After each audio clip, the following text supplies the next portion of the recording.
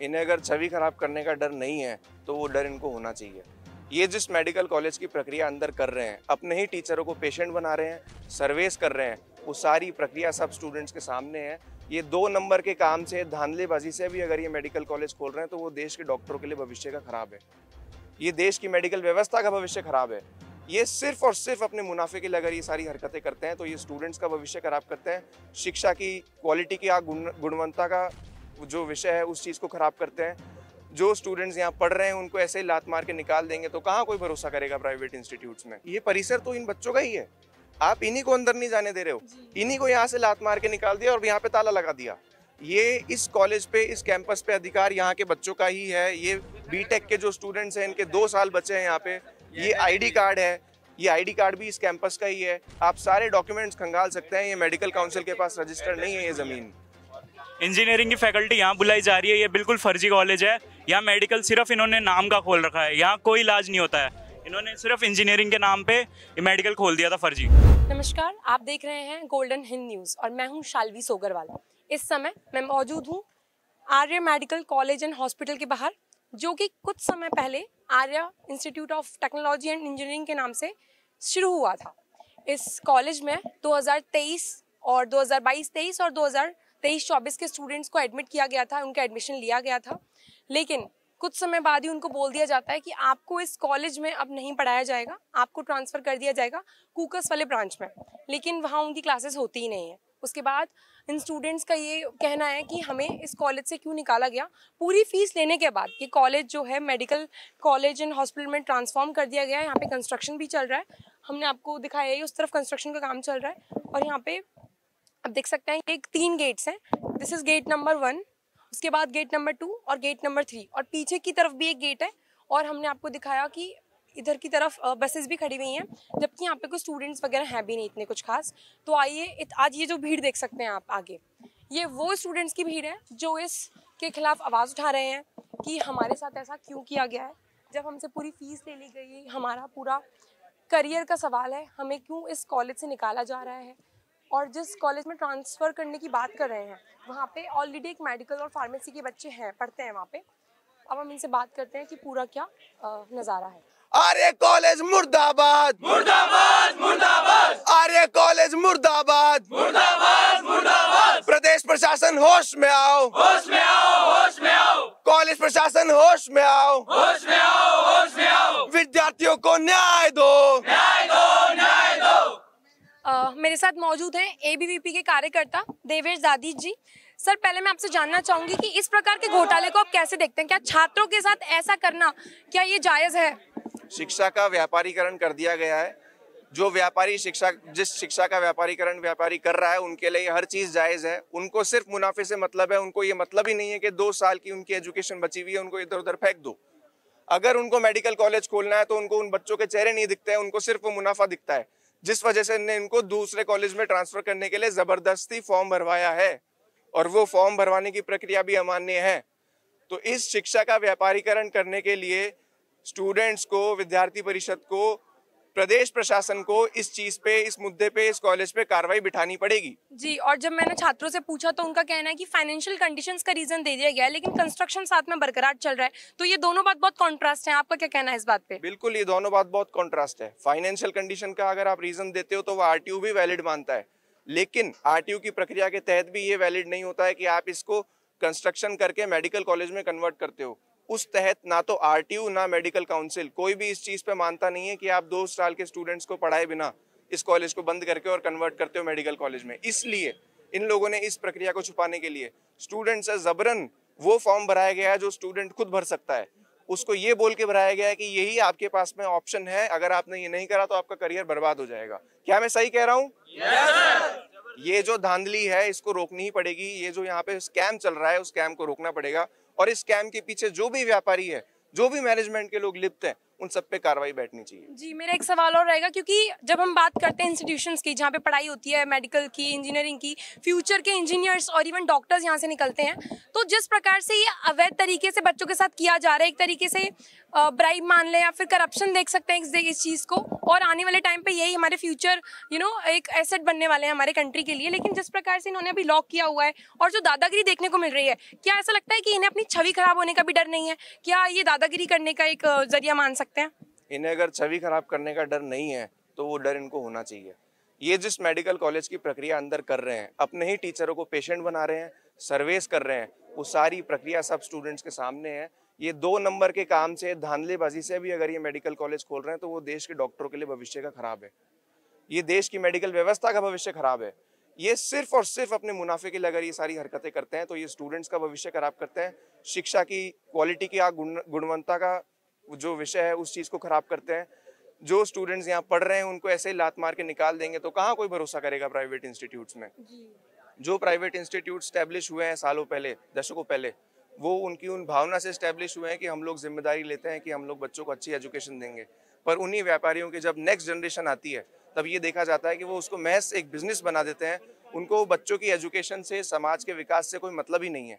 इस चीज़ पर रोकना बहुत ज़रूरी है, कार्रवाई बहुत ज़रूरी है। शिक्षा की जो ओनरशिप है उस पर सरकार को देखना पड़ेगा, नियम बनाने पड़ेंगे कि ये अपनी ओनरशिप के चलते, अपनी खुद की मालिकाना हक के चलते किसी भी बच्चे का भविष्य बर्बाद करने के ऊपर उतर जाते हैं सिर्फ प्रॉफिट के लिए, तो वो गलत है। इस सब पे कानूनों पे भी जानकारी होनी चाहिए, जांच होनी चाहिए।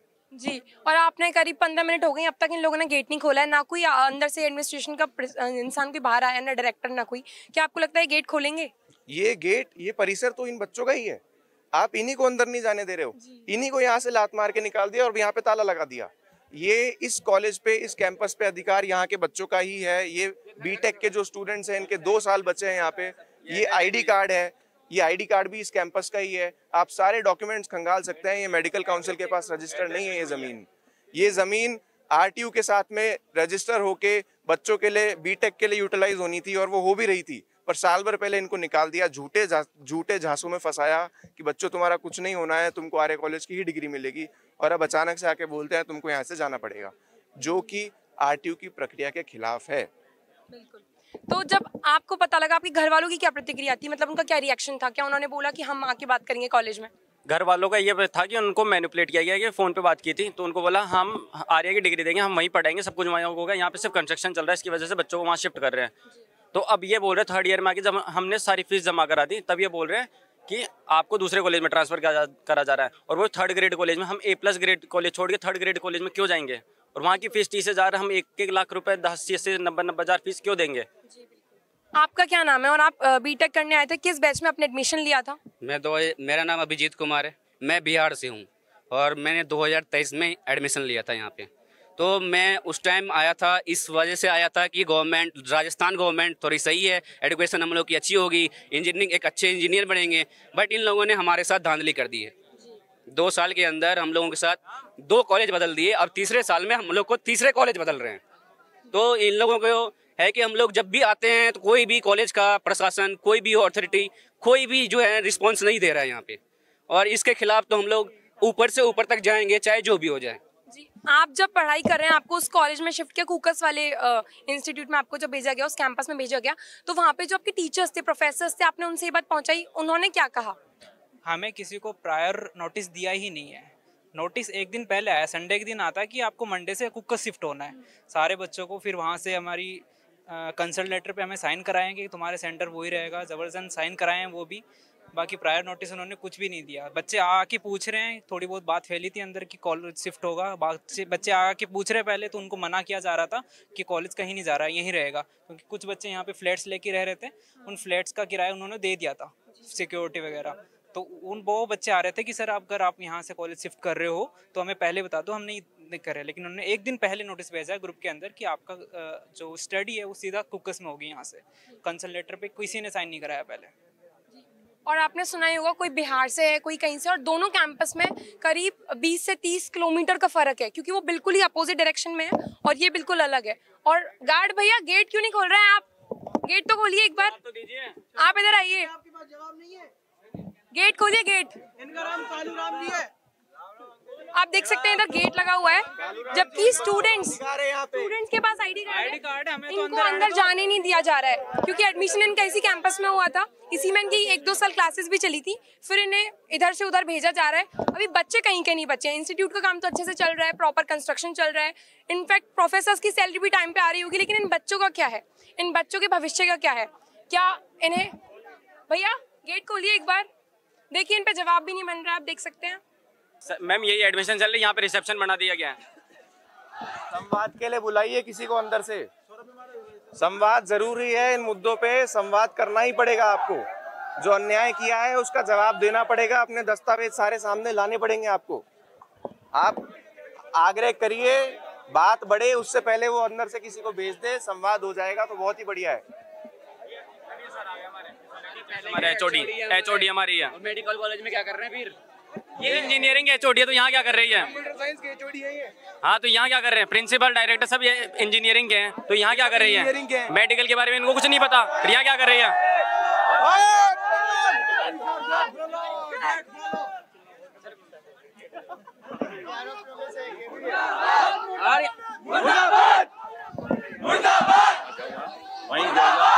और वही होगा। एक सेकंड सुनना है, संवाद के लिए अपन वहाँ कल मिलेंगे अपन को। नहीं आज ही। हाँ तो फिर करो, फिर क्या कर सकता हूँ मैं? तो कल मिलेंगे, कल मिलेंगे। दस्तावेज है कैंपस के, इस मेडिकल कॉलेज की एनओसी, आपकी जो एनओसी इसके ट्रांसफर करने की है, मेडिकल काउंसिल से जो आपको लैंड के अगर ट्रांसफर करने का मिला है, मिलेंगे बेटे सारे दस्तावेज, सारी सर जवाब दीजिए, आपको बंद करना पड़ेगा। जितने भी दस्तावेज है उसके सामने आके पेश करें, स्टूडेंट्स को साफ साफ शब्दों में बताएं कि उनके साथ ऐसा क्यों कर रहे हैं। जो भी आपकी ये प्रक्रिया है उसको उजागर करो, स्टूडेंट के साथ अपना प्लान शेयर करो, ऐसे लात मार के नहीं निकाल सकते हो आप इनको। जो अधिकार इनका है वो आपको अधिकार देना पड़ेगा, इनका अधिकार साफ है बच्चों का। आपको कैंपस ट्रांसफर करना है तो स्मूथ मर्जर करो, आपकी डिग्री आर्य कॉलेज की ही रहेगी। इस प्रक्रिया को लैप्स करके आप लोग आगे नहीं बढ़ सकते हैं। साफ चेतावनी है इस चीज को, आपको सामने आना पड़ेगा दस्तावेजों के साथ में। आर्य कॉलेज मुर्दाबाद, मुर्दाबाद मुर्दाबाद, आर्य कॉलेज मुर्दाबाद, मुर्दाबाद मुर्दाबाद। हमने बात करने की कोशिश करी, लेकिन कैंपस बात करने के लिए, संवाद के लिए तैयार नहीं है। ना कैंपस गेट खोलना चाहता है, ना कैंपस संवाद करना चाहता है। इसकी वजह साफ है, उनके पास में कोई डॉक्यूमेंट नहीं है, ना मेडिकल कॉलेज से संबंधित डॉक्यूमेंट है, ना आपके ट्रांसफर से संबंधित डॉक्यूमेंट है। इंजीनियरिंग की फैकल्टी ये सिर्फ टाइम पास कर रहे हैं, इनको सिर्फ 15 तारीख निकालनी है। हमारी आरटीओ के एग्जाम की फॉर्म डेट 15 तारीख है, ये वो निकाल रहे हैं। 3 तो हो गई है, ये कैसे जैसे कर रहे हैं 15 तारीख निकल जाए तो इनका फ्यूचर खराब हो जाए। जितने भी 350 बच्चे एक्सटेंड कर रहे हैं, ये जैसे ही हॉलीडेज दे रहे हैं उसके बाद 2 दिन ऐसे करके एक्सटेंड करते जा रहे हैं हॉलीडेज को। फैकल्टी भी इधर की नहीं है, संजय तिवारी सर हैं, ये हमें उप्स पढ़ाते हैं, इंजीनियरिंग के टीचर है, फिर यहाँ क्या कर रहे हैं? इंजीनियरिंग की फैकल्टी यहाँ बुलाई जा रही है, ये बिल्कुल फर्जी कॉलेज है। यहाँ मेडिकल सिर्फ इन्होंने नाम का खोल रखा है, यहाँ कोई इलाज नहीं होता है। इन्होंने सिर्फ इंजीनियरिंग के नाम पे मेडिकल खोल दिया था फर्जी। हम इस आर्या कॉलेज की स्टूडेंट है, ये हमारा एड्रेस है, ये मेरा आईडी कार्ड है, हमें अंदर क्यों नहीं जाने दिया जा रहा? हमारे आगे ताले क्यों लगाए हैं? फीस पूरी ले ली गई? पूरी फीस ली है, पूरा सेमेस्टर की 15 दिन पहले फीस ली है सेमेस्टर स्टार्ट होने से। बीटेक की टोटल फी कितनी है? हमारी 70 से 80 अप्रोक्स है पर ईयर। आप आगे आइए, क्या नाम है आपका? अर्चना जोशी। बैच में आपने एडमिशन लिया? मैम मैं 2022 में, मैं अभी 4th ईयर में हूँ, मैंने 2022 में इसी कॉलेज में एडमिशन लिया था। फिर हमें 2025 में बोल के कि आप लोगों को कुकर शिफ्ट करना है, हम लोगों को वहाँ शिफ्ट कर दिया गया। उसके बाद में वहाँ हमें बोला गया कि आपकी बिल्डिंग वगैरह सब कुछ अलग रहेगी, हमें मर्ज कर दिया। 4th ईयर है, हमारे प्लेसमेंट का टाइम चल रहा है, प्लस अब ये लोग बोल रहे हैं कि आप लोग डिग्री दूसरे कॉलेज की ले लीजिए कॉलेज। और हमने बोला सर हमारी आरटीओ की मार्कशीट में कॉलेज का नाम दूसरा आएगा, तो इन लोगों का जवाब ये था कि कॉलेज का नाम दूसरा आएगा, कॉलेज का नाम मैटर नहीं करता, डिग्री तो आरटीओ की आएगी। तो हम लोग कैसे मान ले कि डिग्री जब आरटीयू की आ रही, कॉलेज का नाम मैटर नहीं कर रहा, तो हमने यहाँ एडमिशन लिया ही कि हम हमारे होम टाउन में पढ़ लेते हैं। और अकाउंटेबल कोई नहीं है इस चीज़ का?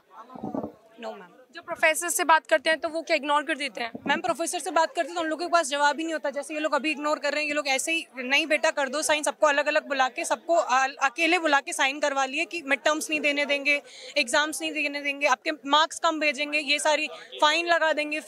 मैम फीस लेट हो फाइन लगाएंगे, एग्जाम्स में फीस नहीं जमा एग्जाम्स में नहीं बैठने देंगे, साइन नहीं करेगा बच्चा एग्जाम्स में नहीं बैठने देंगे। इनकी प्रॉपर एक ही धमकी होती है। अच्छा, अब आपका नेक्स्ट कदम क्या होगा, अगला फैसला क्या होगा अगर इन्होंने आपकी मांग नहीं सुनी? मैम हम लोग तब तक प्रोटेस्ट करेंगे जब तक ये हमारी मांगे नहीं सुनते। क्या आपको लगता है ये ध्यान भी देंगे इस बात पे?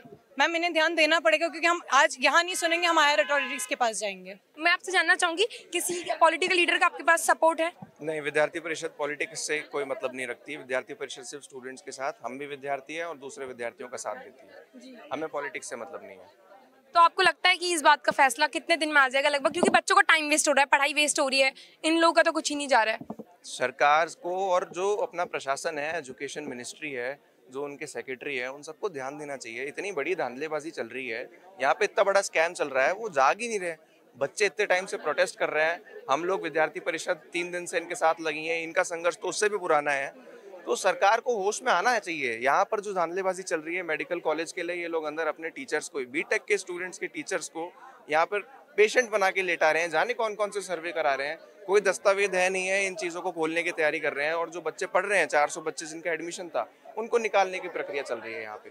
तो जो प्रशासन है उसको सामने आना पड़ेगा, इन पे कार्रवाई बिठानी पड़ेगी, सारे दस्तावेज मंगाने पड़ेंगे, तब जाके पार पड़ेगी। हम विद्यार्थी, हम लड़ाई लड़ सकते हैं बस। इसी के साथ मैं शाल्वी सोगरवाल, कैमरा पर्सन रवि के साथ।